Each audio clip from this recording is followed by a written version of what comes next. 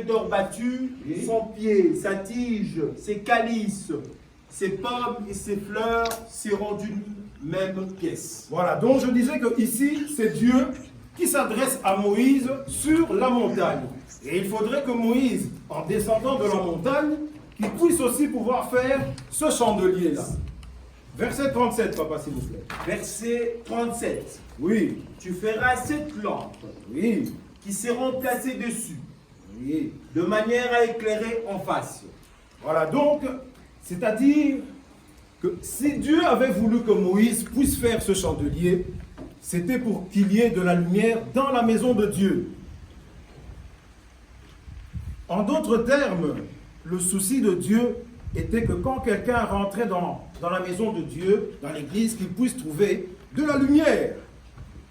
Mais rien de plus normal. Imaginez qu'on vous invite à l'église et qu'il n'y ait pas de lumière. Il fait sombre. Mais je crois que vous allez trouver ça assez bizarre. Et puis même la personne qui vous a invité, la prochaine fois, vous n'allez même pas avoir encore envie d'aller dans cette église où il fait sombre. Une église où il fait sombre. C'est pas normal. Je ne sais pas si vous allez pouvoir encore aller dans ce genre d'église, mais je ne pense pas. Donc, et puis aujourd'hui, je disais, en tout cas, donc, ça m'étonnerait donc que vous puissiez aller dans ce genre d'église. Or, évidemment, ce qui attire les gens à pouvoir aller à l'église, c'est le chandelier. Oui, papa, est-ce que tu peux encore reprendre le verset 37 pour mieux expliciter? Oui. Le verset 37. Verset 37, oui. Tu feras ces 7 lampes Oui, qui seront placées dessus oui, de manière à éclairer en face. oui. Donc, c'est-à-dire que si tu rentres dans une église où il n'y a pas de chandelier, ou bien il y a un chandelier, mais qui n'éclaire pas. Mais moi, je me pose la question, qu'est-ce que tu vas pouvoir faire dans ce genre d'église? Il fait sombre. Le chandelier n'éclaire pas. C'est vraiment... Ça m'étonne. Puisque si les gens vont à l'église et sont attirés à rester à l'église, c'est tout justement parce qu'il y a ces 7 lampes-là qui sont en train d'éclairer les gens, mais seulement en face. C'est à cause de ces 7 lampes-là que les gens vont dans l'église. Donc partout où vous verrez ces 7 lampes-là, vous verrez les gens. Les gens viendront. Et pourquoi cela? Eh bien, tout simplement parce que nous pouvons lire ça dans le verset 40, s'il vous plaît. Je lis au verset 40. Oui, Regarde et fais d'après le modèle qui t'est montré sur la montagne. eh bien, tout simplement parce que c'est Dieu lui-même qui avait voulu que Moïse puisse faire ce chandelier-là qu'il avait vu sur la montagne. Et d'ailleurs, même si c'était... Moïse il avait ramené la copie sur terre, mais les gens ne considèrent pas ça comme une copie. Alléluia. Amen. Alors maintenant, je vais demander à notre lecteur de pouvoir nous lire le livre de Lévitique, chapitre 24, versets 1 à 3, s'il vous plaît. Je lis le livre de Lévitique, Chapitre 24, au chapitre verset, 24, au verset 1 à 3. au verset 1 à 3. Oui, L'Éternel parla à Moïse et dit, oui. ordonne aux enfants d'Israël de t'apporter pour le chandelier d'huile pure d'olive concassée afin d'entretenir le lampe continuellement. On peut s'arrêter un peu là. Donc, maintenant, pour que le chandelier de Moïse puisse éclairer, il fallait de l'huile. Quand vous mettez de l'huile dans le chandelier de Moïse, automatiquement, vous verrez de la lumière. Et c'est ça qui attire les gens. Oui, verset 3, papa. Je lis Lévitique 24 au verset 3. Oui, papa. C'est en dehors du voile qui est devant le témoignage dans la tente d'assignation qu'Aaron la préparera pour que le lampe brûle continuellement du soir au matin en présence de l'Éternel. C'est-à-dire que quand il y a de l'huile dans le chandelier de Moïse, vous êtes sûr et certain que ce chandelier-là va briller du matin, donc le matin et le soir. Alléluia. Amen. Mais moi, ce qui m'étonne quand même, c'est quand même que vous puissiez quand même aller dans les églises où il n'y a même pas de chandelier. Ou bien il y a un chandelier, mais qui n'éclaire pas. Moi, je vous assure, il ne faut même pas aller dans ce genre d'église. Il faut qu'il y ait un chandelier, une église où il fait sombre. C'est pas normal, je vous assure. N'allez pas dans ce genre d'église. puisque je vous ai bien dit que si vous voyez les églises qui sont remplies, eh bien c'est parce qu'il y a le chandelier qui est en train d'éclairer les gens. Le chandelier est en train de faire son travail. Et puis d'ailleurs, avec le chandelier, ce qui est bien, vous n'avez même pas besoin de faire de l'évangélisation, parce que le chandelier lui-même, il est là pour attirer les gens. Le chandelier fait déjà ce travail d'évangélisation. Alléluia. Amina. Pas besoin de faire l'évangélisation, il est là lui-même. Prenez l'exemple des églises catholiques. Ils ont le chandelier. Quand vous allez là-bas, vous allez voir, c'est plein à cause du chandelier. Alléluia. Amina. Et dans les églises de réveil qui ont leur chandelier, toujours plein. Et dans ces autres églises où eux, ils ont même dessiné le chandelier sur le mur. Ça, c'est pour vous dire qu'à l'intérieur, il y a le chandelier qui est en train de faire son travail, d'éclairer les gens avec ces 7 lampes en face. Alléluia. Amina. Tentez vous-même l'expérience, vous allez voir. Allez seulement dans une église où il n'y a pas de chandelier. Vous allez voir 2 ou 3 personnes. C'est le chandelier qui attire. Amina. Amen. Amen. Alors je vais... Mais par contre, il faut quand même faire attention pour que le chandelier reste allumé. Nous pouvons lire dans Proverbe 20, 20. Si on peut lire dans Proverbe 20, 20. Je veux lire le livre de Proverbe 20. Oui. Proverbe 20, 20. Si quelqu'un maudit son père, Proverbe, hein? Oui, Proverbe 20, 20. C'est bien ça. Si Oui. quelqu'un... Si Oui. quelqu'un maudit son père et sa mère, Oui. sa lampe s'éteindra au milieu de ténèbres. Voilà. C'est ce que nous voyons aujourd'hui dans nos églises de réveil. Là-bas, les enfants ne respectent pas les parents.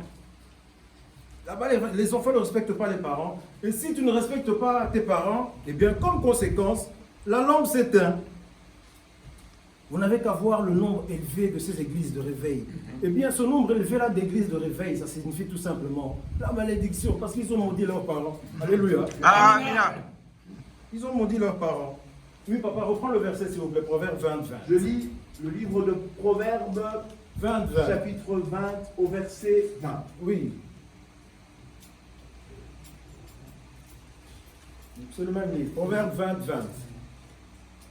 Si quelqu'un maudit son père et sa mère, sa lampe s'éteindra au milieu de ténèbres. Dis, le père qui t'a engendré, toi tu le maudis. Mais ça va pas. C'est de la folie. C'est pas normal. Et c'est la raison. C'est-à-dire que dans la plupart des églises de réveil ou des églises indépendantes, là-bas les enfants, ils ont maudit leurs parents. Et c'est la raison même pour laquelle lorsque vous irez dans ces églises, vous trouverez tout simplement de l'obscurité. Alléluia. Amina. De l'obscurité. Donc, ce qui veut dire que la dislocation des églises, c'est la malédiction des enfants envers leurs parents. Ils ont maudit leurs parents. Il y a tout simplement dans l'église mère, là-bas les enfants respectent les parents. L'église mère de Ouerasson, là-bas les enfants respectent leurs parents. Ils sont bénis. Là-bas ils sont unis. Et chez eux c'est l'union qui fait la force. Alléluia. Amen. Je vais demander à notre lecteur de pouvoir lire notre livre de 2 Corinthiens chapitre 4 au verset 18. 2 Corinthiens chapitre 4 verset 18. Je lis 2 Corinthiens chapitre 4, Verset 18. verset 18. Oui, papa. Jean. Un point éternel de gloire, parce que nous regardons non point aux choses visibles, Oui. mais à celles qui sont invisibles. Car les choses visibles sont passagères et les invisibles sont éternelles. Alors on nous dit ceci, nous ne regardons pas aux choses visibles, mais à celles qui sont invisibles. C'est-à-dire que le chandelier ici dont on parle, ce n'est pas l'objet qu'on voit dans les églises ou bien le symbole qu'on a dessiné sur les murs. Alléluia. Amina. Nous on ne parle pas de ça. On nous dit que nous ne regardons pas aux choses visibles, car les choses visibles sont passagères. C'est seulement les choses invisibles qui sont éternelles. Alléluia. Amen. C'est-à-dire, donc le chandelier maintenant qui attire les gens à pouvoir venir à l'église, c'est quoi? Puisque je vous ai bien dit que c'était le chandelier qui attirait les gens à pouvoir venir rester à l'église. Quand les gens voient le chandelier, ils viendront. Alléluia. Amen. Mais Et d'ailleurs, il ne faudrait pas faire comme dans ces églises où ils ont un verset de consolation. Eux, tu peux même les embêter, les taquiner. Ils ont leur parade. On va aller ça dans Matthieu 18, 20. Là-bas, même quand tu les taquines, il n'y a pas de problème pour eux. Matthieu 18, 20, s'il vous plaît. Matthieu 18, 20. Oui. Matthieu 18, 20. Avec leur verset de consolation. Oui. Je lis l'évangile de Matthieu 18, au verset 20. Car là où 2 ou 3 sont ensemblés en mon nom, je suis au milieu d'eux. Vous voyez, là c'est la consolation. Dans l'église, il ne peut pas avoir 2 ou 3 personnes, il faut la foule. Hein? Il doit avoir la foule, pas 2 ou 3 personnes. C'est quelle église? Alléluia. Amen. Toi, ramène-nous seulement le chandelier pour nous éclairer, il y aura la foule. Quoi? Toi, tu crois que dans ton église, s'il y a de l'obscurité, les gens viendront? Mais ils ne viendront pas, puisque c'est le chandelier qui attire. Les gens ne viendront pas. Donc, c'est-à-dire que dans les églises où il cite ce passage, il faut tout de suite comprendre que là-bas, il n'y a pas de chandelier. Alléluia. Amen. Il n'y a pas de chandelier là-bas. Mais maintenant, le chandelier qui attire les gens à venir, à rester dans les églises, c'est quoi? On va lire le livre Apocalypse au chapitre 11, verset 3, 4,6. Je lis le livre Apocalypse au chapitre 11, verset 3, 4,6. verset 3. Oui. Je donnerai à mes 2 témoins le pouvoir de prophétiser, revêtus de sacs pendant 1260 jours. Oui. 4. Ce sont le 2 oliviers et le 2 chandeliers qui se tiennent devant le Seigneur de la terre. On peut s'arrêter un peu là. Donc, on nous dit très bien que le travail du chandelier, c'est de prophétiser. Alléluia. Amen. Imagine-toi, tu es devant un serviteur de Dieu, il te parle de ta vie, il t'éclaire, il te prévient même des dangers qui peuvent t'arriver, et tu constates même que c'est vrai. Mais tu vas t'accrocher à cette personne. Le lendemain, tu reviendras chez lui. Tu reviendras, il te parle de tes problèmes. C'est la raison pour laquelle, lorsque même vous invitez des gens pour venir à l'église, ils vont vous poser la question: est-ce que il y a le chandelier chez vous? Est-ce qu'il y a la prophétie? Est-ce qu'il y a la prophétie chez vous? C'est pour ça. Quand il y a le chandelier chez vous, les gens viendront sans hésiter. Les gens ont des problèmes de documents, de mariage, de papiers. Les gens ont besoin d'être éclairés. Ils ont besoin d'avoir des solutions à leurs problèmes qui vivent au quotidien, au jour. Ils ont besoin de la prophétie. C'est ça qui est clair. C'est ça qui les attire à pouvoir rester dans la maison de Dieu. Par contre, on peut reprendre Apocalypse 11, 3, 4, Apocalypse 6. 11, au verset 3.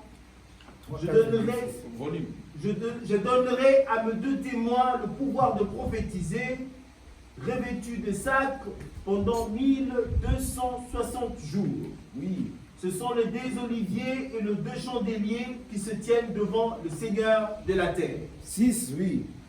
6. Ils ont le pouvoir de fermer le ciel, Oui. afin qu'il ne tombe point de pluie pendant le jour de leur prophétie, et ils ont le pouvoir de changer le eau en sang et de frapper la terre de toute espèce de plaie chaque fois qu'ils le voudront. C'est quoi le chandelier qui attire? Ce qui attire les gens à pouvoir venir rester nombreux dans les églises, ce sont les miracles et la prophétie. Alléluia. Amen. Et Élie et Moïse. Mais vous, ici, au lieu même de dessiner un chandelier sur la porte, vous ne voulez pas. C'est quel genre d'église? Une église sans prophétie. Les gens ne viendront pas. Une église sans miracle. Les gens ne viendront pas. Ils ne viendront pas. Et c'est la raison pour laquelle, dans toutes les églises où il y a des miracles et des prophéties, c'est toujours plein. Plein. Alléluia. Amen. Les gens sont éclairés. C'est ça qui attire les gens à pouvoir rester dans les églises, dans la maison de Dieu. C'est ça.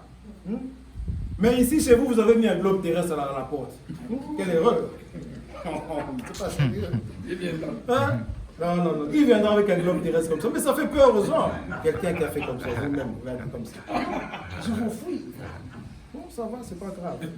Bon. Papa, on peut relire Apocalypse chapitre 11, verset 3. Tout doucement. Je lis Apocalypse chapitre 11 au verset 3. Verset 3.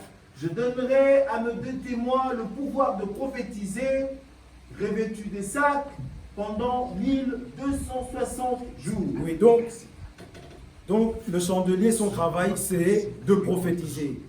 Donc c'est la prophétie qui donne confiance en l'homme. On parle de sa vie. Nous vivons ici sur terre, nous avons besoin d'avoir des solutions par rapport aux problèmes qui nous touchent de notre quotidien. Ce n'est pas au ciel, c'est ici que nous avons besoin d'avoir des solutions. C'est ici sur terre, pas au ciel. Verset 6, papa. Verset 4. Verset 4. Oui. Ce sont les deux oliviers et les deux chandeliers qui se tiennent devant le Seigneur de la terre. Voilà, les deux chandeliers se tiennent devant le Seigneur de la terre, devant les rois de la terre. Donc, c'est la raison pour laquelle même les rois, les présidents, quand il y a des problèmes dans le pays, ils ont besoin des serviteurs de Dieu, des chandeliers pour les éclairer. Alléluia. Amen. Verset 6, papa. Verset 6. Un peu plus fort, s'il vous plaît. Ils ont le pouvoir de fermer le ciel afin qu'il ne tombe point de pluie pendant le jour de leur prophétie, et ils ont le pouvoir de changer les eaux en sang et de frapper la terre de toute espèce de plaie chaque fois qu'ils le voudront. Voilà. Donc les gens ont besoin de Moïse, puisque c'est Moïse qui est en train d'éclairer les gens. Donc, les gens ont besoin de Moïse, c'est Moïse qui est en train d'éclairer les gens. C'est-à-dire les fidèles qui glorifient leur pasteur.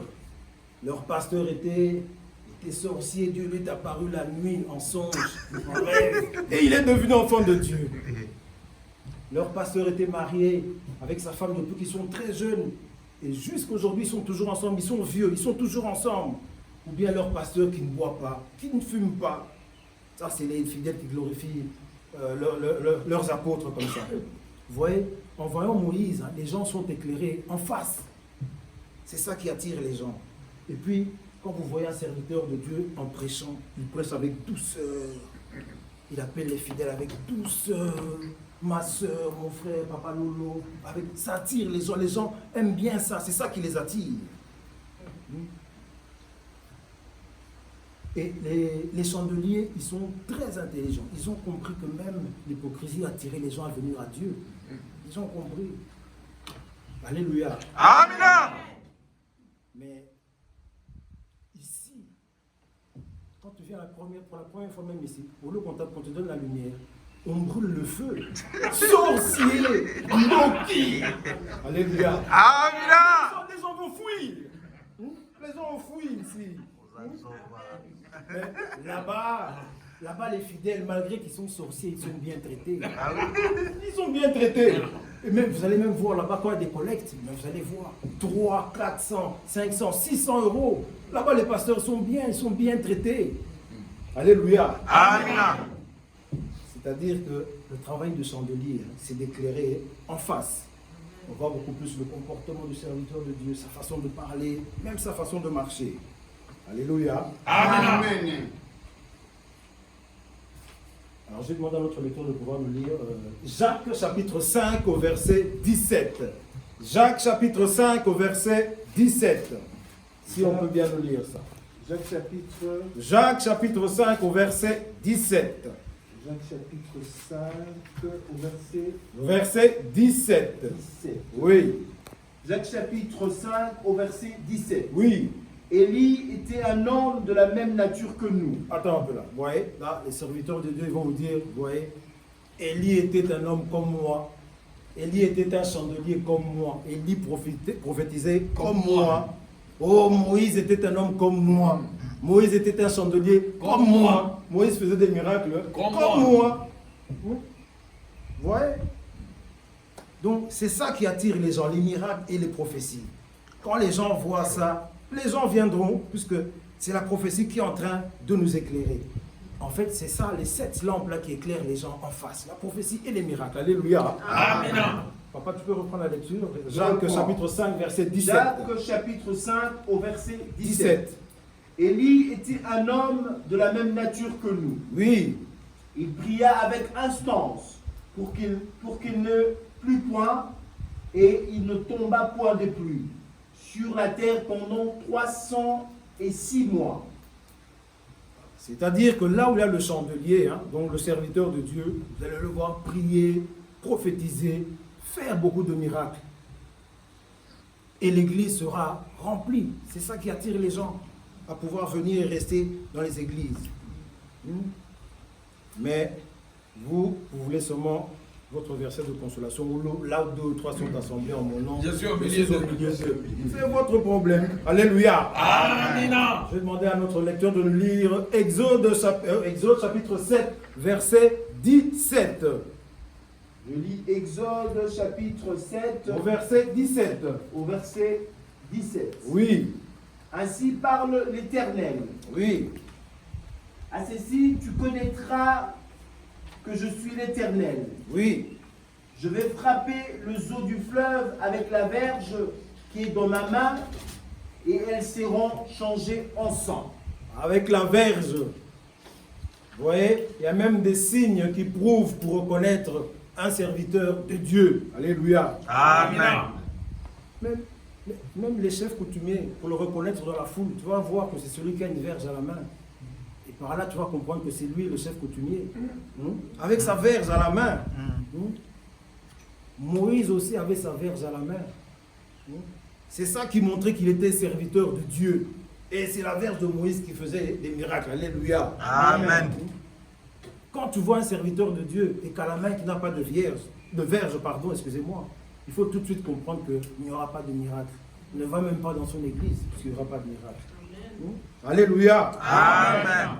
Et ces chefs coutumiers, vous croyez que pourquoi ils sont respectés? Mais c'est à cause de leur verge. Imaginez-vous un chef coutumier qui te pointe du doigt comme ça avec ta verge. Attention, il faut avoir peur. Donc, ils peuvent te faire du mal, le chef coutumier, à travers la verge. Alléluia. Amen. Moïse ne marchait pas avec la Bible à la main. Il avait sa verge à la main. Tout comme les chefs coutumiers. Alléluia. Amen. Alors je vais demander à notre lecteur s'il peut nous lire 2 Pierre chapitre 1 au verset 19.